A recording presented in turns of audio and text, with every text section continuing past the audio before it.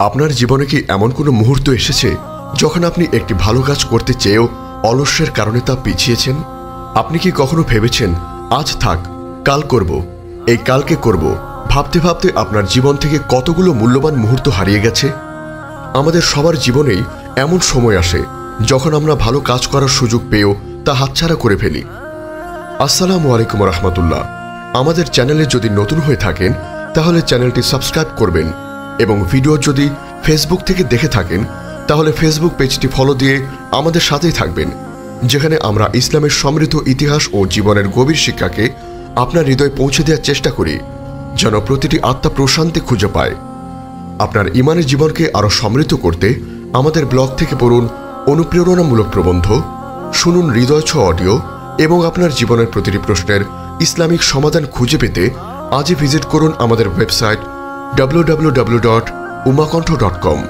আমাদের জীবন এক মূল্যবান সুযোগের নাম, যা আমরা প্রতি মুহূর্তে ব্যয় করছি। এই ব্যয় করার প্রক্রিয়াটি যদি নেক কাজের প্রতিযোগিতা হয় তবেই আমাদের জীবন সার্থক, কিন্তু আমরা অনেকেই এই প্রতিযোগিতায় অংশ নিতে ভয় পাই বা অলস্যের কারণে পিছিয়ে পড়ি। আমাদের এই কালকে করব মনোভাব আমাদের জীবনের সবচেয়ে বড় শত্রু। ইসলাম আমাদের শেখায় প্রতিটি মুহূর্ত আল্লাহর পক্ষ থেকে একটি নিয়ামত এবং এই নিয়ামতকে আমাদের নেক কাজের মাধ্যমে কাজে লাগানো উচিত। পবিত্র কোরআনে আল্লাহ তাআলা বলেন, তোমরা নেক কাজের প্রতিযোগিতা করো। সূরা আল বাকারা আয়াত 148।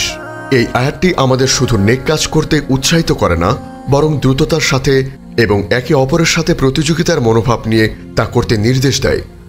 নেক কাজের এই প্রতিযোগিতা কোনো পার্থিব প্রতিযোগিতার মতো নয়, যেখানে একজন জয়ী হলে অন্যজন পরাজিত হয়। এটি এমন এক প্রতিযোগিতা যেখানে সবাই বিজয়ী।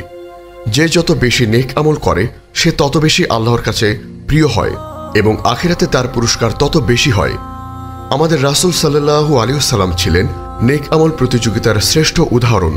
তিনি সাহাবীদেরকে উৎসাহিত করতেন একে অপরের থেকে বেশি নেক কাজ করার জন্য। হযরত আবু বকর রাদিয়াল্লাহু আনহুর কথাই ভাবুন। তিনি দান সদকায়, নামাজে এবং অন্যান্য নেক আমলের ক্ষেত্রে এমনভাবে প্রতিযোগিতা করতেন যে কেউ তার ধারের কাছেও যেতে পারত না। একবার রাসূল সাল্লাল্লাহু আলাইহি ওয়াসাল্লাম সাহাবীদেরকে সদকা করতে বললেন। তখন হযরত উমর রাদিয়াল্লাহু আনহু ভাবলেন আজ তিনি আবু বকরকে ছাড়িয়ে যাবেন।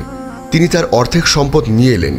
কিন্তু যখন আবু বকর রাদিয়াল্লাহু আনহু তার সম্পদ নিয়ে এলেন তখন উমর রাদিয়াল্লাহু আনহু বললেন, আমি কোনোদিন আপনাকে ছাড়িয়ে যেতে পারবো না।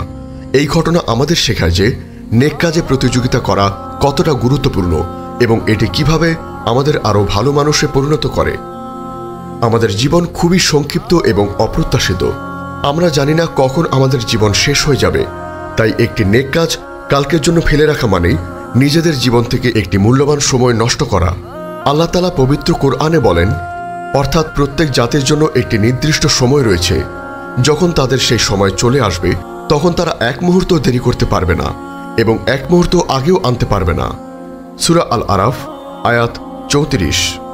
এই আয়াতটি আমাদের স্মরণ করিয়ে দেয় যে মৃত্যু যে কোনো মুহূর্তে আসতে পারে এবং আমাদের হাতে থাকার সময় খুবই কম। যখন তোমার মনে হয় তোমার জীবন অর্থহীন, তখন আল্লাহ তাআলার কথা ভাবো। তিনি প্রতিটি সৃষ্টির জন্যই একটি উদ্দেশ্য নির্ধারণ করেছেন এবং তোমার জীবনেও তার ব্যতিক্রম নয়। তোমার জীবনের উদ্দেশ্য আল্লাহ জানেন, তাকে স্মরণ করো। অলস্য একটি শয়তানি প্রবৃত্তি যা আমাদের নেক কাজ থেকে দূরে সরিয়ে রাখে। এটি আমাদের মনকে এমনভাবে প্রভাবিত করে যে আমরা মনে করি আমাদের হাতে অনেক সময় আছে, আমরা পরে কাজটি করে নিতে পারবো, কিন্তু এই পরে কখনো আসে না। শয়তান আমাদের মনে এই ধরনের চিন্তা ঢুকিয়ে দেয় যাতে আমরা আল্লাহর রহমত থেকে বঞ্চিত হই। যখন তোমার মন অশান্ত থাকে তখন আল্লাহর জিকির করো। আলা বিযিকরিল্লাহি তাতমাইনুল কুলুব, অর্থাৎ জেনে রাখো আল্লাহর স্মরণেই অন্তরসমূহ প্রশান্তি লাভ করে, মানে শান্তি আসবেই। এই জিকির, এই স্মরণ কেবল একটি শব্দ নয়, বরং এটি আপনার আত্মার সাথে আল্লাহর এক গভীর সংযোগ। যখন সব আশা শেষ হয়ে যায়, যখন সব পথ বন্ধ মনে হয়, তখন আল্লাহর নামের জিকিরই আপনাকে সঠিক পথের দিশা দেবে।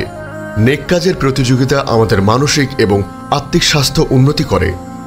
যখন আমরা আল্লাহর জন্য কিছু করি তখন আমরা এক ধরনের অভ্যন্তরীণ সুখ এবং শান্তি অনুভব করি। এটি পার্থিব কোনো কিছুর বিনিময়ে পাওয়া যায় না। যখন তুমি নিজেকে পৃথিবীর ভোগবিলাসে মগ্ন দেখতে পাও তখন আখিরাতের কথা ভাবো। এই পৃথিবীর জীবন ক্ষণস্থায়ী, পরকালের জীবন চিরস্থায়ী।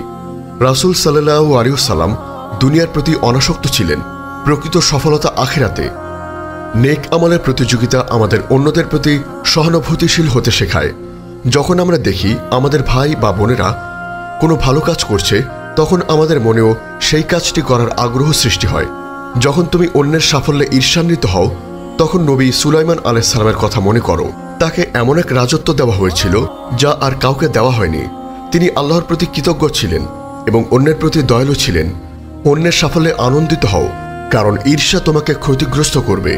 যখন তুমি অন্যের প্রতি সহানুভূতি হারিয়ে ফেলো, তখন নবী মুহাম্মদ সাল্লাল্লাহু আলাইহি সাল্লামের কথা মনে করো। তিনি প্রতিটি সৃষ্টির প্রতি দয়াশীল ছিলেন, এমনকি তার শত্রুদের প্রতিও। অন্যের প্রতি সদয় হও, আল্লাহ তোমার প্রতি সদয় হবেন। নেক কাজ করা আমাদের জীবনের উদ্দেশ্যকে আরও পরিষ্কার করে। যখন আমরা নেক আমলের প্রতিযোগিতায় অংশ নেই, তখন আমরা বুঝতে পারি যে আমাদের জীবনের উদ্দেশ্য শুধু নিজেদের বাঁচা নয়, বরং আল্লাহর সন্তুষ্টি অর্জন করা এবং অন্যদের সাহায্য করা। যখন তুমি কোনো পাপ কাজ করে ফেলো এবং নিজেকে ক্ষমার অযোগ্য মনে করো, তখন আদম আলাইহিস সালাম এবং হাওয়া আলাইহিস সালামের কথা ভাবো। তারা আল্লাহর নিষেধ অমান্য করার পর সাথে সাথেই ক্ষমা চেয়েছিলেন এবং আল্লাহ তাদের ক্ষমা করেছিলেন। আল্লাহর ক্ষমা অসীম, শুধু ফিরে আসতে জানতে হয়।